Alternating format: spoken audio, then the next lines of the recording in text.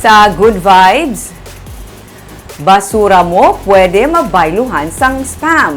Cash to trash o kung kwarta gikan sa basura. Ini ang ginunsar kaina sang aga sa Bacolod City. Paano hibaluon sa report ni Romeo Subaldo. Ang ining mga grocery items pati ng mga school supplies ng mga kinahanglanon sa sulod sa balay, pwede mo madala pa uli kabaylusang basura. Paano? Kung may ara ka sa mga taklob sa mga plastic bottles, mga mismo plastic bottles ng soft drinks o kung tubig, galunan sa tubig, o kung bulutangan sa mga bleach, bisan gani lata, imo lang ini nga tiluan, kagugasan, kagdalon sa silinga tent sa Guasa Bacolod City Government Center. Magparehistro sa imong Gmail account kag magkuha sang libre nga card, pwede ka na maka-earn sang points. Point system. Bali magpakilo ka sa imo nga mga empty bottles or any sample siniho like lata, dilata, then mga metal. Ipakilo mo di siya, ma-convert into points. Bali magpakilo ka di. Maka-avail ka sa among yung trash to cash back. Wala, free lang ni siya. Free lang. Cash to cash back nga card.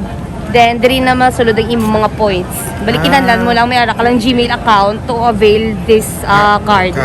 Every time nga may i-remit ka na plastic bottles, automatic masulod sa imong plans. Yes, sir. Then like the card sa mall, SM Yes, card. Then, pwede mo siya ma-convert into grocery. Sa imong makuha nga mga puntos, nagadepende kung ano ang mapabayluhan mo nga goods.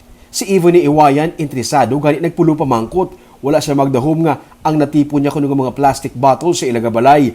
Pwede niya pagali mapabayluhan sa mapuslanon nga mga bagay para makakinot sa gastos. Hindi sa maributay nga pwede siya makapauli sang spam kung madamo man siya sa makuha nga mga puntos gikan sa pagdala sa mga recyclable materials. Mapuslan kit gali. Di makabulig pa. May ara pa sila. Oo, may ara pa sila spam. Sudan pa. Sudan pa sa mga estudyante. Makabalon pa. Dako na nga bulig, sir. Dako nga bulig. Kaina sang aga, formal ini nga ginlunsar sa Bacolod. Sunod sa kay Mayor Abby Benitez, sa sininga pamaagi, matun-an sa mga pumuluyo nga mag-segregate sa ilang mga basura kag hindi lang pag-ihaboy bisan diin. Eventually, subong environmental points ko no, kung ano ito hambal dyan, nga pwede nyo bayluhan sa mga establishments, mga participating companies, and etc. etc.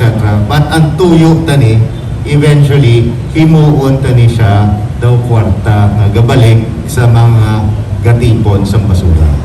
Panilagan sa alkalde kung mga epektibo ini kag base sa mga pagbaton sa publiko, mahimo sila sa banasod nga tikang kung paano pagid mapasangkad ang ini nga programa.